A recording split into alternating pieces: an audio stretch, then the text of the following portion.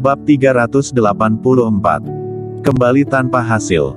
Klutang sangat panik, dan tertegun di tempat. Apakah Kingston Jiang datang ke sini untuk menemukan cara detoksifikasi? Apakah itu untuknya? Pada saat ini, dia merasa bahwa dia tidak mengerti Kingston Jiang sama sekali. Kingston Jiang telah membayar begitu banyak untuknya, dan sekarang bahkan masih khawatir tentang racun Gu di tubuhnya, tetapi dia malah membuat kebisingan. Dia membuka mulutnya, tetapi dia tidak bisa berbicara. Kintiasu tidak mempedulikan Klutang lagi dan sekali lagi berjalan ke tenda. Kingston Jiang telah tertidur. Dia menutup matanya sedikit, wajahnya pucat, dan dia tampak sangat lemah.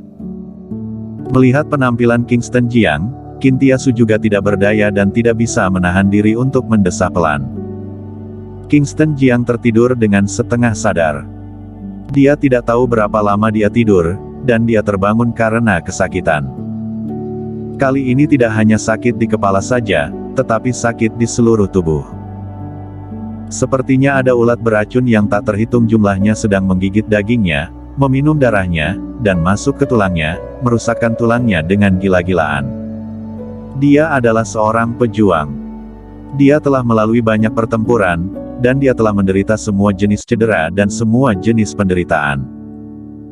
Tetapi pada saat ini dia tidak bisa tahan, dia memeluk lututnya dengan kedua tangannya, dan tubuhnya menyusut menjadi bola, dia berguling-guling terus-menerus dan mengeluarkan jeritan yang menyakitkan. Jeritan Kingston Jiang menarik perhatian orang luar. Kintiasu dan Klutang bergegas masuk dengan cepat. Melihat Kingston Jiang memeluk lututnya dengan kedua tangannya, tubuhnya meringkuk menjadi bola dan berguling-guling di tanah dengan kesakitan, wajah keduanya memucat karena terkejut.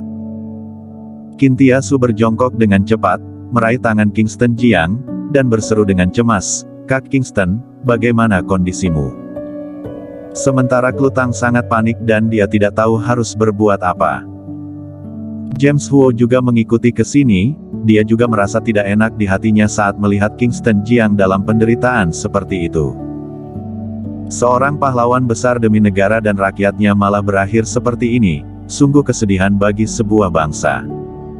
Rasa sakit datang dengan cepat dan pergi dengan cepat. Setelah beberapa menit, rasa sakit di tubuh Kingston Jiang perlahan mereda. Dengan disangga oleh Kintiasu, dia dengan lemah bangkit dari tanah dan duduk di lantai.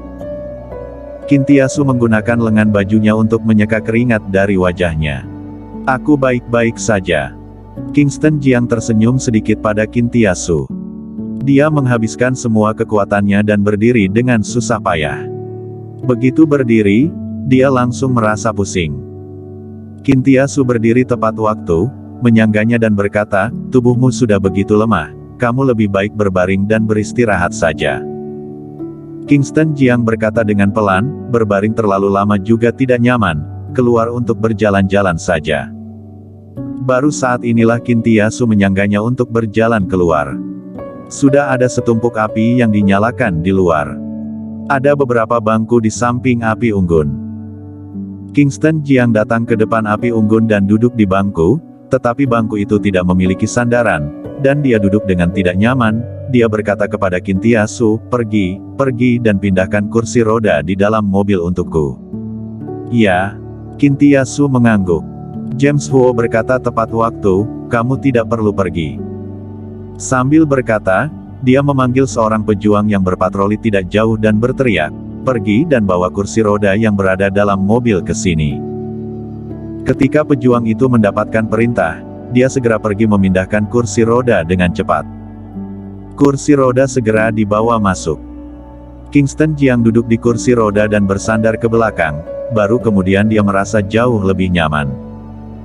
Dia mengeluarkan ponselnya untuk melihat.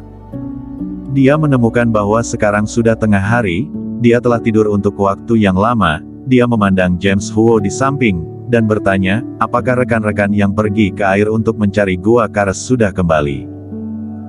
James Huo menggelengkan kepalanya, "Belum, mereka mungkin sudah menemukan gua Kares dan memasuki gua, tetapi tidak menemukan patung yang kamu sebutkan." Kingston Jiang dengan ringan mengangguk. Sebenarnya, dia tidak memiliki harapan yang terlalu tinggi. Dia awalnya memang memasuki gua Kares itu secara kebetulan, dan dia tidak yakin apakah benar-benar ada sesuatu yang dia butuhkan di dalamnya. Tapi selama ada kesempatan, dia harus mencobanya.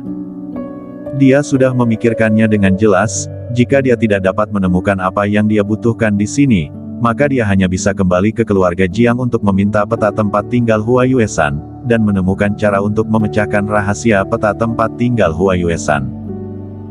Rahasia yang tersembunyi di peta tempat tinggal Huayue-san kemungkinan besar adalah metode kultivasi batin. Dia merasa kedinginan dan mengulurkan tangannya ke di atas api agar tetap hangat. Kintiasu bertanya, "Kak Kingston, apakah kamu lapar? Maukah aku pergi mengambil beberapa makanan?" "Ya." Kingston Jiang mengangguk, dia memang sedikit lapar. Kintiasu segera bangkit dan pergi ke mobil untuk mengambil makanan. Sebelum datang, mereka telah menyiapkan banyak makanan. Setelah Kingston Jiang makan, para pejuang yang masuk ke air kembali satu demi satu. James Huo bertanya, "Bagaimana situasinya?" Seorang pejuang menjawab, "Jawab ke Jenderal, memang ada gua Kares. Gua Kares itu sangat dalam dan memanjang ke segala arah, tetapi aku tidak menemukan patung yang disebutkan oleh Kak Kingston. Masih ada beberapa rekan kita yang mencari di dalam gua Kares." Ada sentuhan kekecewaan di wajah Kingston Jiang. Kintiasu mengambil tangannya dan menghibur, "Jangan khawatir, kita pasti bisa menemukannya." "Semoga saja." Kingston Jiang dengan ringan mengangguk. Tetapi dia tahu bahwa kemungkinan untuk menemukannya tidak terlalu tinggi, dan bahkan jika dia menemukannya, di sana mungkin juga tidak ada barang yang dia butuhkan. Dia terus menunggu. Tak lama kemudian sudah sore hari. Semua pejuang yang masuk ke air sudah kembali. Mereka memasuki gua Kares dan mencari dengan lama, tetapi mereka tidak menemukan patung atau batu yang tingginya lebih dari 10 meter. Di tepi sungai, setumpuk api menyala. James Huo bertanya, "Kak Kingston, apa yang harus kita lakukan sekarang?" Kingston Jiang juga tenggelam dalam renungannya. Puluhan pejuang telah mencari selama sehari dan tetap tidak menemukannya, yang berarti kemungkinan untuk menemukannya sangat rendah. Sekarang hanya ada dua hasil. Salah satunya adalah setelah 10 tahun berlalu, patung atau batu dalam ingatannya sudah runtuh. Yang kedua adalah lokasinya salah. Dia mengeluarkan peta dan mulai melihatnya lagi. Dia terkadang-kadang melihat peta, dan terkadang-kadang melihat aliran sungai di depan, dan gunung-gunung di depan. Gunung ini sangat besar, dan air sungai terus mengalir ke hilir di sepanjang tebing.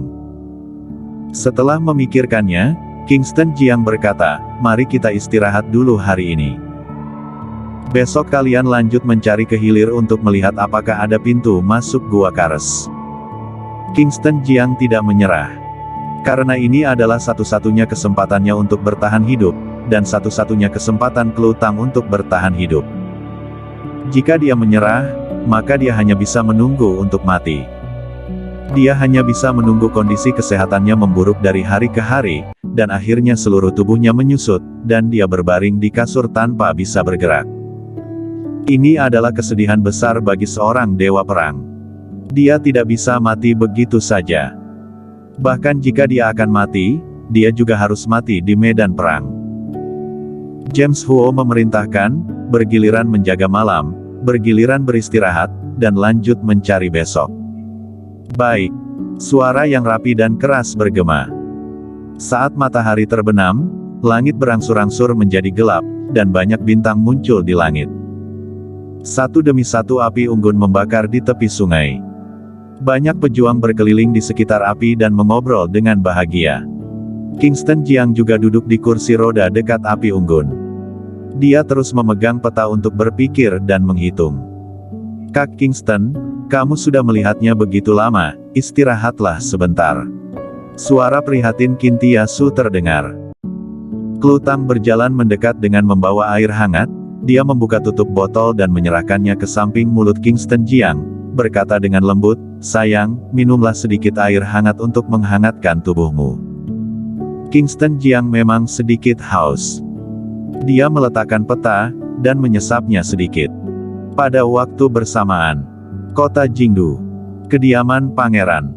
Pangeran sedang duduk di sofa. Seorang pria parubaya berdiri di depannya. Putra surgawi, Jiang Zong sana telah mengirim intelijen yang mengatakan bahwa Kingston Jiang telah membawa puluhan pejuang ke Gunung Baolong untuk mencari sebuah gua Kares. Gua Kares. Pangeran tertegun, dan bertanya, untuk apa dia mencari gua Kares? Pria itu berkata, seorang pejuang yang mengikuti mereka mendengar percakapan Kingston Jiang di samping. Sepertinya setelah Kingston Jiang melompat ke sungai pada 10 tahun yang lalu, dia hanyut ke dalam sebuah gua Kares mengikuti aliran air sungai. Ilmu medisnya tepat dipelajari dari gua Kares itu. Dia merasa bahwa seharusnya masih ada sesuatu di dalam gua Kares itu, jadi dia mencarinya. Sementara tentang hal apa yang sedang dia cari, aku tidak tahu. Kali ini Kingston Jiang meminjam puluhan orang dari Raja Xiaoyao. Namun, puluhan orang ini tidak menandatangani perjanjian kerahasiaan. Ada orang yang mendengar percakapan antara Kingston Jiang, Qin Tiasu dan Klutang. Jadi tidak sulit bagi pangeran untuk menyuruh orang untuk mencari tahu apa yang dicari Kingston Jiang. Setelah pangeran mengetahuinya, dia sedikit melambaikan tangannya dan berkata, "Sudahlah, kamu pergi saja." Baik. Pria parubaya itu pergi. Sementara pangeran tenggelam dalam renungan. Apa yang dicari bocah ini? Setelah berpikir sebentar, dia mengeluarkan ponsel dan membuat sebuah panggilan. Dia berkata, "Jangan bertindak untuk saat ini, mengawasi Kingston Jiang dulu dan memperhatikan setiap gerakannya dengan cermat, lihat apa yang sedang dia cari, dan merebutkan barang yang dia temukan." Baik. Sebuah suara serak terdengar dari telepon. Bersambung.